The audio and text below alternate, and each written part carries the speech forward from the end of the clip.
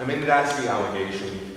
There is some evidence that people like Klaus Barbie, who, after all, had extensive experience in the security services of the Third Reich, who had no scruples, provided advice on such matters to regimes in South America. Again, I think that happened hardly ever.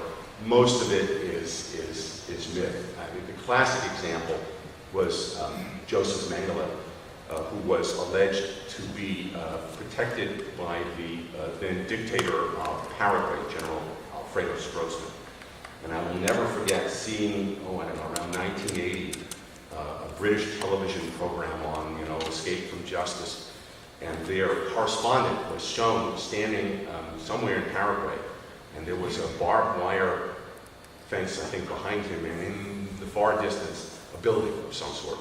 And breathlessly, he said, and in that building, living in extraordinary comfort and privilege, is Dr. Mengele, where he protected there by the Stroessner regime. It was very exciting, very believable, but actually Mengele was dead and had died in Brazil, where he had been hiding out in a little tiny village, living in a glorified shack, keeping a pistol at his side because he believed the Israelis were going to get him, and they were basically behind every tree. Question here. Can you talk a little bit about the International Court of Criminal Justice and why the United States and Russia and China have not joined that effort? Well, I don't think I can address Russia and China right now. I would defer to my colleagues at the State Department on that one. For the United States, the government, different administrations, have explained that there is concern about whether U.S. armed services personnel will be subject to jurisdiction by an international tribunal. There's a great deal of mistrust in this country about international organizations, multinational organizations, especially UN-related institutions, because of the manner in which the United States and other Western governments have been treated, for instance, by the various UN human rights bodies. Stay tuned. We'll see. My personal view, and I do not speak for the Justice Department, much less the administration as a whole on this, is that I believe that in the fullness of time, and we're talking years and years, when the ICC demonstrates that it can't be politically hijacked, that eventually we will sign on. We'll see. Question. It seems preposterous that the U.S. and allies would intentionally hire these Nazi war criminals. Is it naive to think that they were hired because of their expertise? I mean, we've been told what great scientists the Germans were. Well, what can I say? Both East and West did this. There were certain areas in which the Germans had expertise, I hate to use that word, and information that the Allies lacked. So, for instance, the United States was way behind the Germans in its intelligence operations, intelligence gathering involving the Soviet Union. The Germans were actually the ultimate anti-communists. It's beyond reprehensible. Their solution to communism was to kill all communists. But we didn't have the kind of intelligence network that they had built. So Germans, like Admiral Canaris, who had extensive experience in spying on the Soviet Union, were naturally of interest. I'm not going to defend it, but they were naturally of interest to the United States. In the area of missile technology, imagine yourself in 1945, when the United States had just developed and used an atomic bomb. To the great credit of the United States, I think it's the only time in history that a nation had the power to physically take over the entire world and didn't do it. Not that we didn't flex our muscles a lot, but we did not go around invading other countries. They would all have had to succumb to us. But we knew that the Soviets had the talent to replicate what we've done, and that it was only a matter of time. Whoever was first to have both an atomic weapon and an intercontinental missile to deliver that weapon would be able to take over the world. Both the Soviets and the United States, therefore, raced to sign up these German missile experts because the Germans were way ahead of everyone on missile technology. These are difficult questions that I suspect persist to this day as intelligence agencies have to decide whether they want to use people with very bad pasts in order to prevent, say, future acts of terrorism. I have not signed in on that stuff, so I don't know what actually goes on, but I think it's a pretty good assumption. I often say that we in law enforcement, and I'm not the only prosecutor in the room, John Barrett has prosecuted, we routinely use very bad people and give them considerable breaks in order to try to convict higher-ups in a criminal conspiracy. The most well-known example is probably the pretty good deal that the Justice Department gave to Sammy the Bull Gravano, in order to convict John Gotti, the head of that particular organized crime family. But we prosecutors have to do it out in the open. We have to do it in a way that we believe is going to be accepted in the court of public opinion. If, for example, we had given a deal to John Gotti in order to get that mass murderer, Sammy Gravano, I think people in New York and elsewhere would have been up in arms. In the intelligence world, it's all done in the shadows, and they don't have that sort of check and balance system that we have in law enforcement, and they have to make what are sometimes life and death decisions. It's not easy, I'm glad I don't have to make them. Can I make a comment on that? In 1945, we and the British discovered that there were new weapons coming. You talked about, you mentioned 3 out of 4 allies in terms of how they did not pursue. Coming from a huge French ancestry, is there anything to note to talk about with regard to the French in this whole? I'm not an authority on what happened in France. There were many collaborators who were punished in the immediate post-war years, but of course there were others who were not, and some of whom gained very high positions in France after the war, as you probably know. So none of the allies comes off looking especially good in this story. Question. Tell us about the Martin Bormann trail from Berlin to maybe South America, maybe someplace else. Sure. Martin Bormann, senior member of Hitler's inner circle, and that's another great example of how the history of the post-war fate of Nazi criminals is just lost in myth. I, like many of you here, will remember reading accounts in the 60s and 70s of how Martin Bormann escaped justice. He was tried in absentia at Nuremberg, but that he escaped justice and was living somewhere in South America. There is even a book that was written and published around 1976 by a former U.S. intelligence specialist, Ladislav Farago.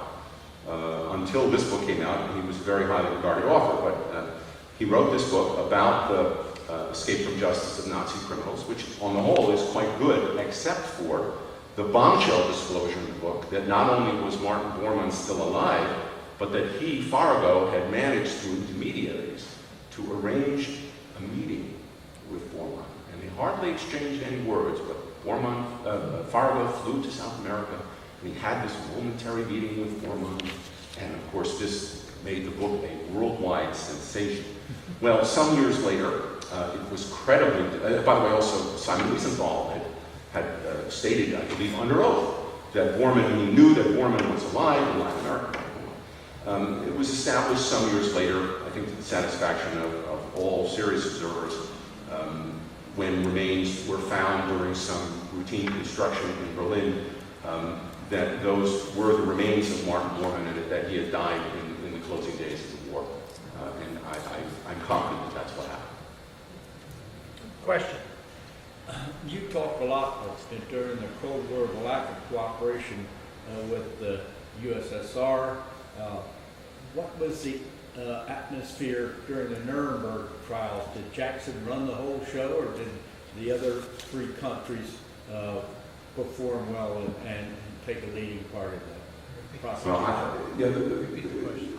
Since I discussed cessation of U.S.-Soviet cooperation in pursuing justice, what was the relationship between the Soviets and the Americans, and I guess the other Western powers during the international Nuremberg trial? I am really reluctant to venture an answer to that when the leading authority on Nuremberg is sitting in the third row, John Barrett, and you'll be able to read about it in John's forthcoming biography of Jackson. Look, Jackson was the principal moving force at Nuremberg. Things happened. I'm going to keep peeking at John to make sure he doesn't give me a no sign. Things happened more or less the way he wanted them to happen. I just recently, and if you haven't seen it, John, I need to get it to you, saw a snippet of a Soviet film in which they interview one of the surviving deputy prosecutors, and based on the fact that the film was in color, I'm going to guess it was done in the late 70s or the 1980s. And I was very impressed that despite the fact that the Cold War was well underway, this might have been the period when we boycotted the Moscow Olympics and all, this man said that we all admired Jackson. What was that? I don't remember his name, but I'll get it. Question? Do you think Israel has been sufficiently diligent in pursuing The question is, do I think Israel has been sufficiently diligent in pursuing Nazi criminals? Let me say first that we have always had at the Justice Department an outstanding relationship with law enforcement authorities in Israel on the Nazi cases, the Justice Ministry, the Israel National Police. I don't need to go through diplomatic channels to deal with them. I can pick up the phone and call, and the same is in reverse. They can call us any time. They have given us outstanding assistance, especially in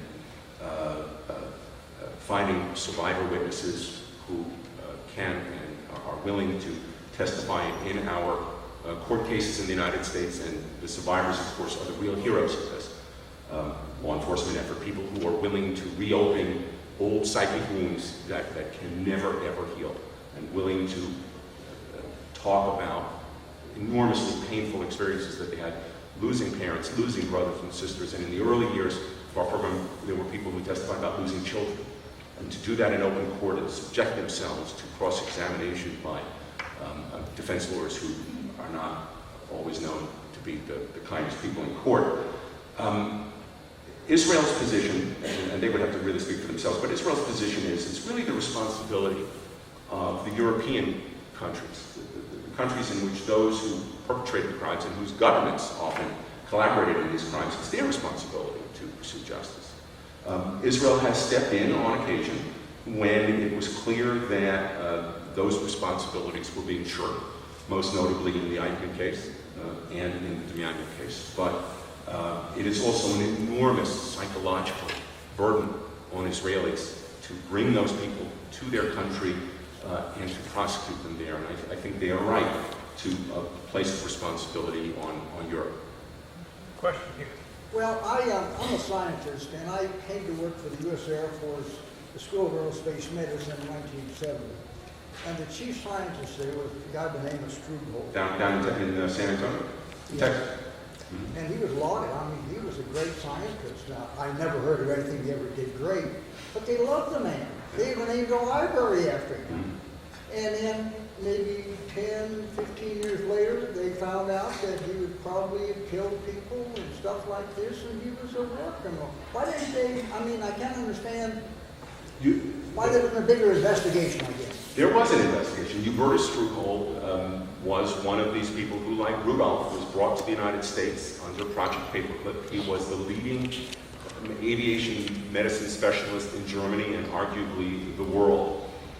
There have been all kinds of allegations against Strughold. The one that comes closest to sticking and that I find credible relates to a conference that was held, a secret conference that was held, ironically, at Nuremberg during the war of SS officials and German aviation medicine specialists, including Struckel.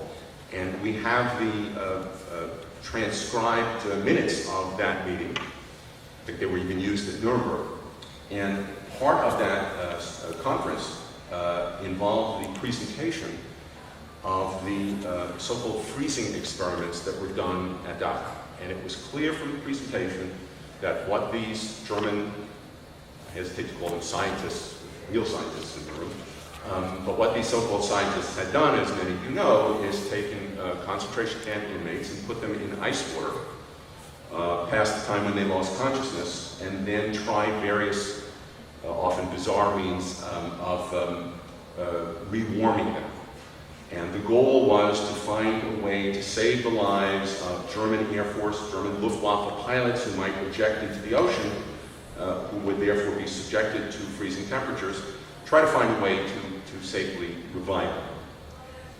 And it was clear from this presentation at the Nuremberg SS conference that some of these, that these inmates were not volunteers for this experiment. Nobody would volunteer for such a thing. And B, that some of them were killed in the course of these experiments. After that presentation was made, according to the minutes, Struckel spoke first. Now remember, this is the grand man of German aviation medicine. I interviewed some people who were also at that conference, and they all said they were shocked by this presentation. And then instead of saying, you know, what have you all been doing, Struckel said, I think it would be useful to determine the actual temperatures that our aviators are exposed to when they eject into the ocean. And to my way of thinking, that was a clear message to the perpetrators of that atrocity. You better find out what the actual temperatures were, and if so, if they aren't the temperatures that you used, you better redo the experiment.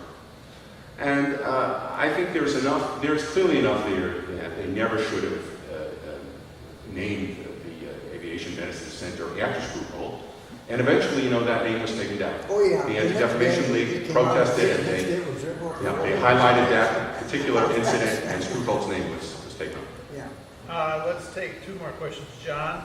Uh-oh. No. You're disqualified. No. He's disqualified. No. He knows too much. As always, a fabulous talk. I have a sort of reflective question based on your experience dealing with these people, decades later, running through these interviews, through these investigations. I'm wondering if you believe in, for lack of a better word, denazification. And here's where I'm coming from. If there had been political will, if there had been no Cold War, if there had been law enforcement resources, if there had been intelligence cooperation, if there had actually been accountability, the result would have been, I think, huge detention facilities filled with Nazi perpetrators. Hundreds of thousands of doers of the Holocaust. And then the decades would have passed. And I'm wondering if they should have stayed there until they died as old men, or if some forgiveness, accountability, closure process is possible with people who do these things as part of a cog in a machine in their relative youth, based on your experience. I think in the case of Nazi criminality, as is true in every area of criminal law, there are degrees of culpability. Criminality occurs along a continuum. Some people are much less heavily implicated and others much more. Some people, if you believe in capital punishment, richly deserve the death sentence. Some people deserve long terms of imprisonment, even life imprisonment, and many others lesser terms. Even, of course, some of the Nuremberg defendants received only terms of imprisonment, not life. But what I do think happened is that the world forfeited a huge life-saving opportunity by not continuing to pursue accountability, by not ensuring that a much larger percentage of these people got apprehended and brought to the bar of justice by not sticking with the prosecution program and continually prosecuting. And that is, the world sent the message that even if you perpetrate the most infamous crimes against humanity, namely those of the Nazi regime, especially the Holocaust, after a period of time, not too long a period of time, the world will move on and you'll get away with it. And I think you can make the case, though not prove it, that had the world been more resolute in pursuing justice in these cases, that maybe we wouldn't have had mass murder in Bosnia in the 1990s. We wouldn't have had genocide in Rwanda, or mass murder in Guatemala and Cambodia, and so many other cases. If we had sent the message that if you dare to perpetrate such crimes, you will likely be pursued for however long it takes, even if it's the rest of your life, and even if you flee to the farthest corners of the earth, then we might have had real deterrence. I think now that was impossible apparently during the Cold War. In the post-Cold War era, we can have these international tribunals, we can have more robust international cooperation, and I think that finally offers the possibility of real deterrence. But what we lost was very big. One more question, and then we will allow people to leave for the 10:45 lecture with Eli staying. I'm not sure that you're the one to ask, but I need to ask. The Spencer Tracy movie of Jackson, was that reliable? Justice, I'm sorry. At the Nuremberg Judgment. trial, Spencer Tracy Judgment. made that Well, movie. again, John Barrett is the one to ask. I know it only as a wonderful movie. I just think it's a great movie. How much, how real it is, you know. And it's really not the story of the international, it's really the story of one of the subsequent trials involving the judges. But I will close with one interesting story. I wonder how many of you have seen the television version of Judgment at Nuremberg, which preceded the theatrical release, right? You know, on Playhouse 91 CBS. Has anyone? I'm sure John has. Anybody else? Okay, a few of you. I saw it just a few years ago, and there's a point in the film at which some character is reciting a list of ways in which the Nazis killed people, and for a moment in that sentence, there's no sound. And the word that CBS deleted was gas. You know, shooting, gas, no. They deleted the word gas for a fascinating reason. The principal sponsor of Playhouse 90 was the American Gas Institute. And I think they were alarmed when they saw the script. And it's really remarkable to see the television film, which has been preserved with its commercials intact. And you see at least one commercial for gas, and the closing image on the screen, as I remember it anyway, is just one word in giant letters, I think on a white screen. It was black and white anyway, gas.